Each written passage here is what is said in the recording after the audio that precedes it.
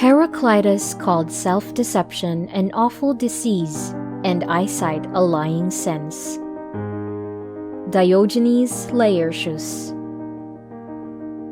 We might be wondering if self-deception can question our instincts, challenge our patterns, and examine our assumptions.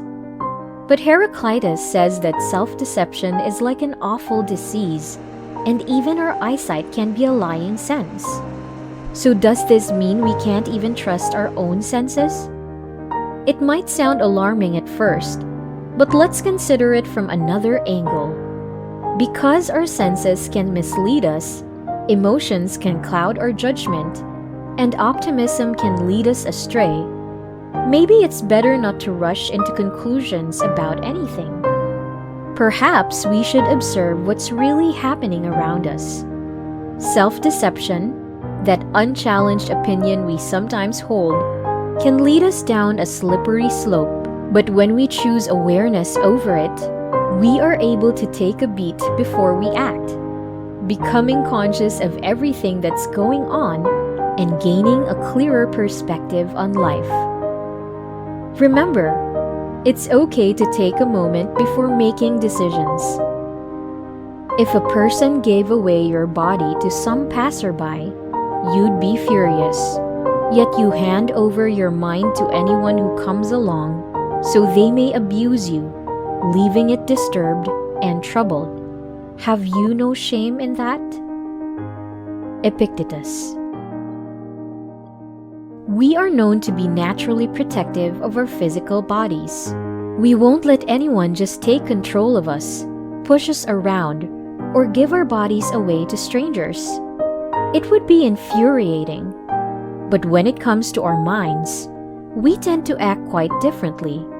We willingly hand over our minds to anyone and everyone who comes along, social media, television, and even to the opinions of others. We let our thoughts be disturbed and troubled by outside influences without even realizing it. Isn't it a bit strange that we aren't as protective of our minds as we are of our bodies? It's time for us to wake up to this self-inflicted damage. The Stoics knew the importance of protecting our minds, the one thing that truly belongs to us. The world may control our bodies, but our minds are within our control. They are our most prized possessions.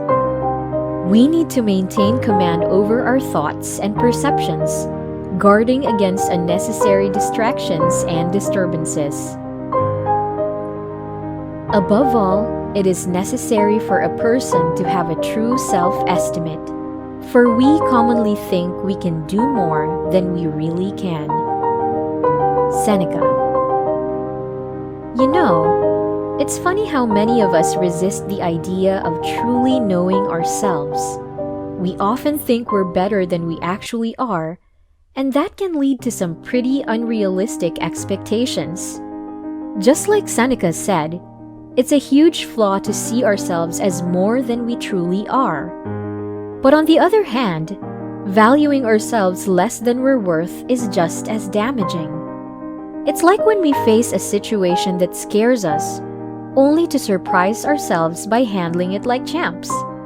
The truth is, just as we commonly think we can do more than we really can, we also often think we can't do more than we really can't.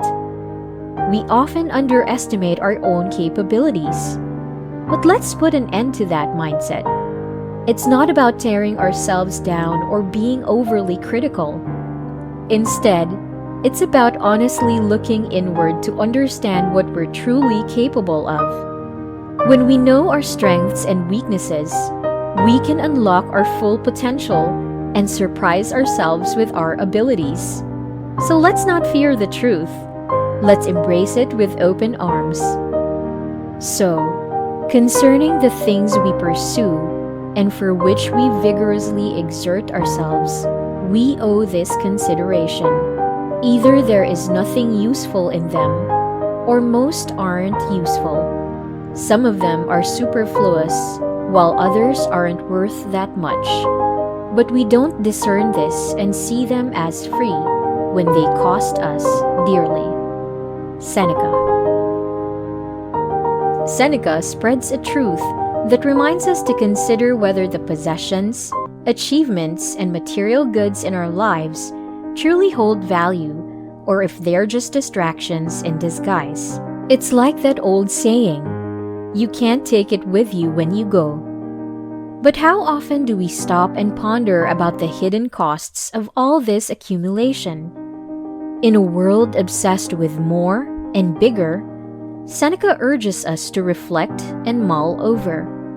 Are all these possessions and pursuits truly useful? Or are they just adding unnecessary weight to our lives? Some might be superfluous, adding clutter and stress without any real benefit. Others may not be worth as much as we think, yet we chase after them as if they were the key to happiness.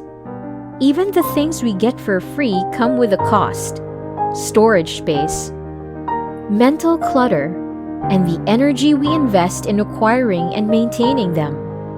It's time for us to become more aware of the hidden costs of our pursuits. With that, this is again Powerful Quote. Thank you for watching and see you in the next video.